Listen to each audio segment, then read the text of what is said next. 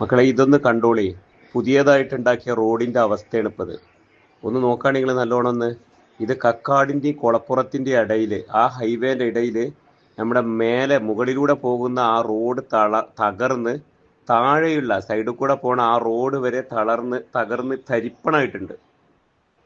നോക്കുകയാണെങ്കിൽ എത്ര കോടി ഉറുപ്പ്യന്റെ പൈസയാണ് ഇവരിങ്ങനെയൊക്കെ ചെയ്യുന്നതെന്നൊന്ന് ആലോചിച്ച് നോക്കുകയാണെങ്കിൽ മനുഷ്യന് യാത്ര ചെയ്യാൻ പറ്റാത്തൊരവസ്ഥയിലായിട്ടുണ്ട്. അതിലൂടെ യാത്ര ചെയ്യുമ്പോൾ ഞാൻ പലപ്പോഴും ആലോചിച്ച് നോക്കിയിട്ടുണ്ട്, ഇതിലൂടെ എങ്ങനെയാണ് നമ്മൾ യാത്ര ചെയ്യാന്നുള്ളത്. കാരണം എത്ര ഹൈറ്റിലാണ് പൊന്തിയിട്ടുള്ളത് അറിയോ? ഒരു 4 ബിൽഡിങ്ങിന്റെ ഒക്കെ ഹൈറ്റിലാണ്. അതായത് നമ്മളെ താഴെ 2 സൈഡിൽ പാടാണല്ലോ. ഈ പാടത്തുനിന്ന് നമ്മൾ നോക്കുകയാണെങ്കിൽ ഒരു 4 ബിൽഡിങ്ങിന്റെ ഹൈറ്റിലാണ് ഇപ്പൊ ഈ ഒരു റോഡ് നിൽക്കുന്നത് തന്നെ.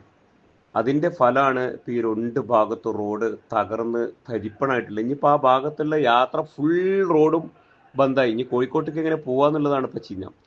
എന്താ ചെയ്യാ? എന്താണ് ഇതൊക്കെയാണ് അവസ്ഥ. ചെയ്യുമ്പോൾ അത് കൃത്യമായിട്ട് പ്ലാൻ ചെയ്തു ചെയ്യുകയാണെങ്കിൽ ഇത്രയും വലിയൊരു ഇഷ്യൂ ഉണ്ടാവില്ലെന്നു. എന്തായാലും ഈശ്വരന്റെ കൃപ എന്ന് തന്നെയാണ് പറയാനുള്ളത്. കാരണം എന്താണെന്ന് വെച്ച് കഴിഞ്ഞാൽ ഇത്ര കുറച്ച് സമയമായപ്പോഴേക്ക് പൊളിഞ്ഞതുകൊണ്ട്, ഉദ്ഘാടനത്തിന്റെ മുന്നേ പൊളിഞ്ഞുകൊണ്ട് ഇനി നന്നാക്കിയിട്ട് നമുക്ക് റോഡ് കിട്ടുമെന്ന് പ്രതീക്ഷിക്കാം. ആളുകൾ ആരും അപകടപ്പെട്ടിട്ടില്ല എന്നുള്ളൊരു ആശ്വാസം നമുക്ക് ഇതിന്റെ കൂടെ തന്നെ ഉണ്ട്.